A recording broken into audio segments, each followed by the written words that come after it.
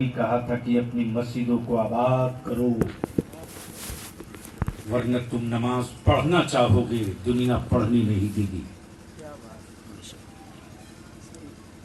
जब तुमने मस्जिदों को खाली किया है तब अल्लाह का अज़ाब उतरा है,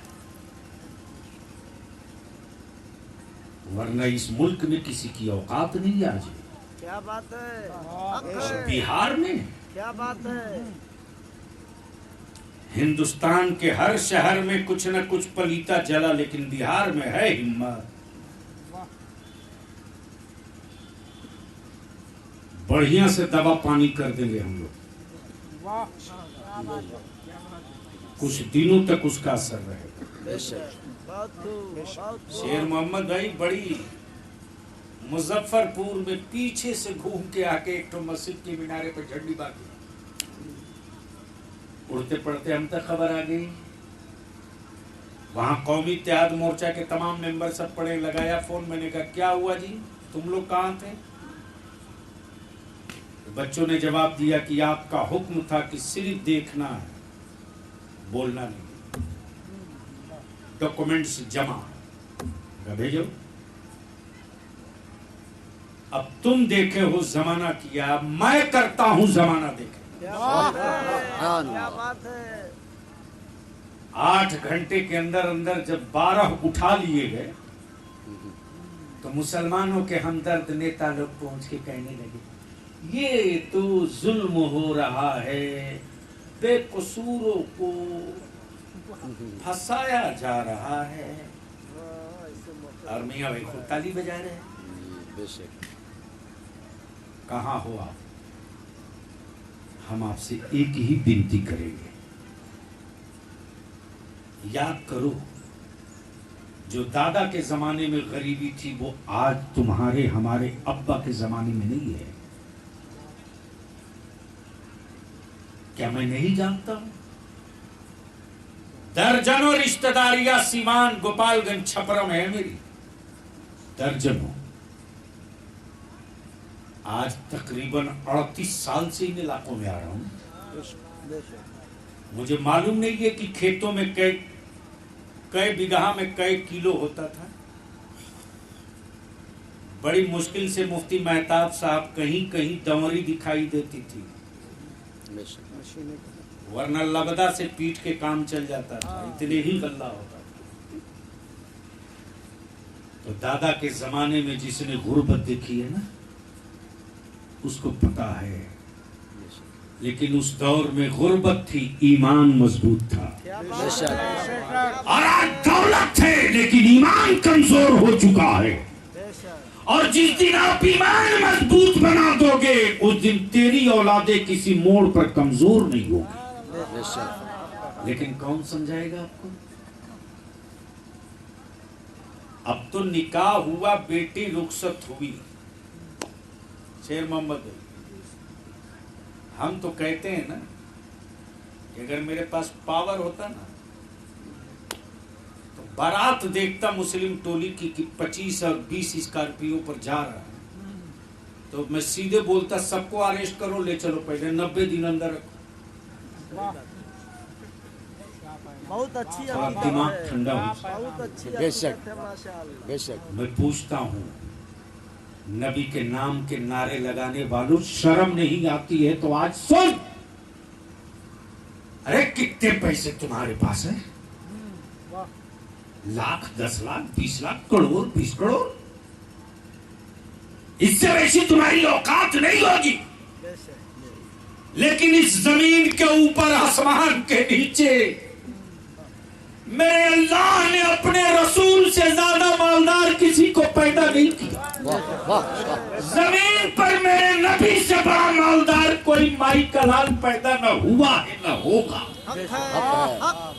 लेकिन वो नबी मेरे लिए, तुम्हारे लिए, रिक्शा वालों के लिए, मजदूरों के लिए, ठेला चलाने वालों के लिए, या कल्लाशों के लिए, वो नबी इसलिए कि महबूब जिसे तुम दे दोगे वो जरूरी हो जाएगा। हबीब जिसे तुम दे दोगे वो सुन्नत हो जाएगी।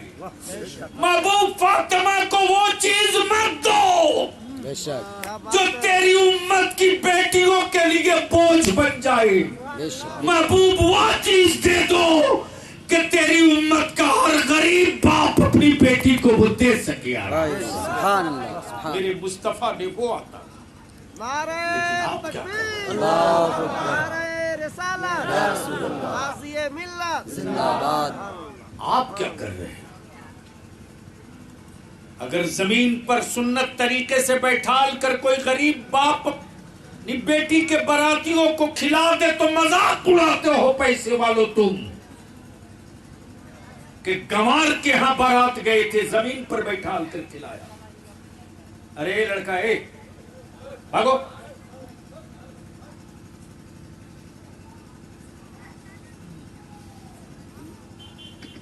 قرض لو، زمین بیچو، لیکن کرسی ٹیبل چاہیے. نعرہ لگاتے ہو نبی کے عاشق ہیں، گھوم گھوم کے کھاتے ہو. جانور میں آپ میں کیا فرق رہ گیا جی؟ کیا بات ہے، بہت اچھی تمثیل ہے. واہ، کچھ رہ گیا ہے؟ بہت عمدہ، بہت عمدہ. زمین پر بیٹھال کر کھلا دیا غریب تو آپ کہتے ہیں کہ بیکورڈ ہے. ہمیں نہیں چاہیے وہ فارورڈ جو نبی کی سنتوں سے دور کر دے. میرے اللہ سب لے لے اپنے محبوب کی غلامی کی ڈور میرے گلے میں رہنے. اچھی عقیدت ہے. اپنے حبیب کی محبتوں کی ڈور گلے میں رہنے دے. میرے اللہ کچھ نہ دے، اپنے حبیب کی سچی محبت کی ڈور دے دے. اگر صرف تیرے حبیب کی محبت کی ڈور گلے میں باقی ہے تو ہم ہمالیہ پر چڑھ کر کہہ سکتے ہیں کہ دنیا میں مجھ سے بڑا کوئی دولت مند ہو نہیں سکتا. اس لیے کہ مجھ کو تو یہ پتا، مجھ کو تو یہ پتا، سیدنا ابو بکر صدیق نے بتا دیا ہے کہ سب کچھ دے دیا اللہ کے محبوب کے قدموں پر. اور اللہ کے محبوب پوچھے ابو بکر گھر میں کیا چھوڑا ہے تو سیدنا ابو بکر کہتے یا رسول اللہ پروانے کو چراغ ہے تو بلبل کو پھول بس، صدیق کے لیے ہے اللہ کا رسول بس. میرے عزیز رحم کر دو، اب ترس کھاؤ. جس دن نکاح سستا کر دو گے نا، جس دن نکاح سستا کر دو گے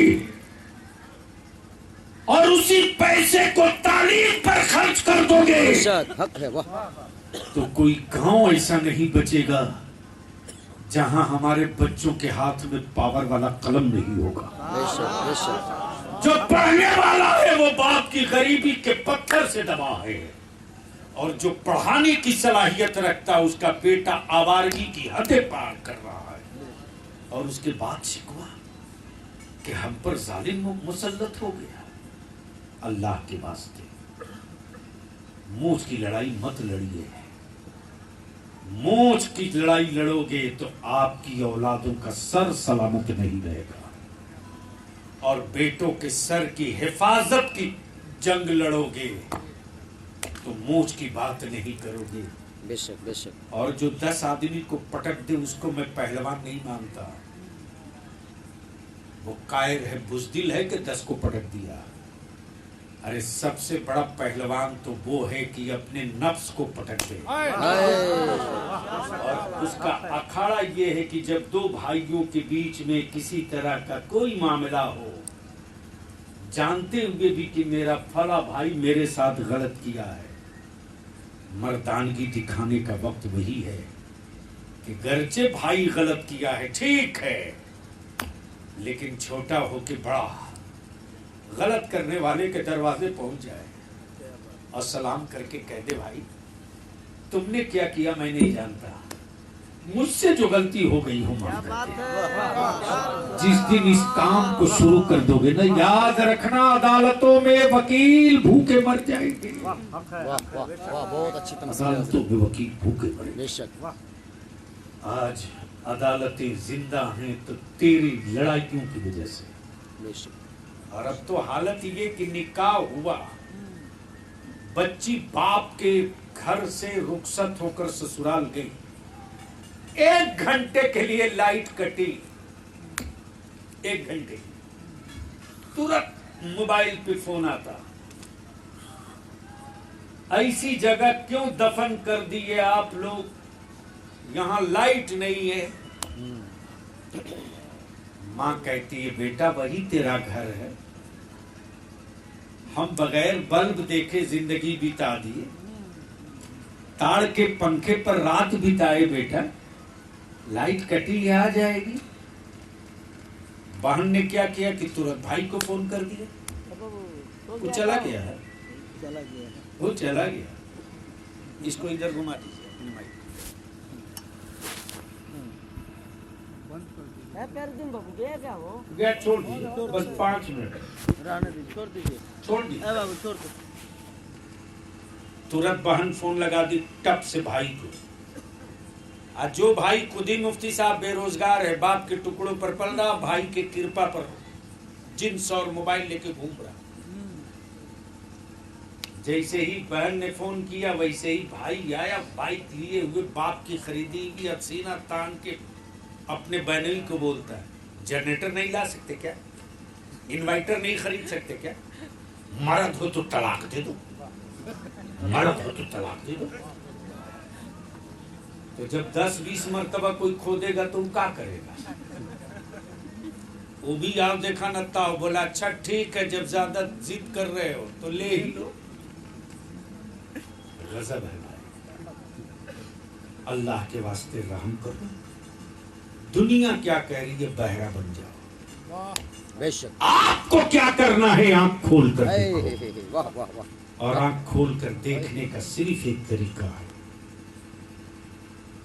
कि सिर्फ 2 चीज पर अपने आप को खूंटा गाड़ लो। गांव में पंचायत करके बैठक करो, बैठक, और तय कर लो इदारे शरिया से ये तहरीक बहुत जल्द अब छिड़ेगी। बैठेंगे नहीं, गांव में गांव। क्या बात है, वाह। और अब तक आप बुलाए हैं ना, उलमा आए हैं, अब इदारे शरिया बुलाएगा, आपको आना पड़ेगा। अपने गाड़ी भाड़ा से आलिमों को लेकर निकलेंगे हम। हर गांव में पंचायत के तरफ इसी तरह 2 टुक पूछ लिया जाएगा, साथ रहना कि अलग रहना। क्या बात है, अलग रहना तो लकीर खींच लो, फिर कुछ भी होगा मुझे भी दर्द नहीं होगा, और साथ रहना है तो ये करना होगा, क्या बात? निकाह को सस्ता करना होगा, मस्जिदों को भरना होगा। अब दुनिया क्या करेगी, जवाब नहीं देना होगा। चटनी रोटी खा करके, मोटिया मार्किन पहन करके अपनी औलादों को पढ़ाना होगा। और जब ये सिर्फ काम कर दोगे ना तो बेशी नहीं 3 साल के बाद इसका रिजल्ट दिखने लगेगा। सिर्फ 3 साल। 74 साल बिता दिए जमाने की स्वागत और ताली बजाने में। बेशक बेशक। 5 साल मुसलमान सिर्फ निकाह सस्ता करके बेटों को पढ़ाने पर लग जाओ। क्या बात है? 5 साल के बाद जो इनकलाब आएगा ना, उसको दुनिया का कोई तूफान नहीं रोक पाएगा। यही मेरी इल्तिजा और विनती है। अल्लाह तबारक व तआला हम सबों के ईमान की हिफाजत फरमाए और अपने महबूब की मोहब्बत की सच्ची डोर अता फरमा दे। तेरे टुकड़ों पे पले, गैर की ठोकर पे न डाल। या रसूल अल्लाह अलैहिस्सलाम, झिड़कियाँ खाएं कहाँ, छोड़ के सदका तेरा। अगला प्रोग्राम नाज़िम इजलास से। सलाम अलैकुम। सैफ अली साहब से पढ़वा के उसके बाद वो इंजीनियर साहब से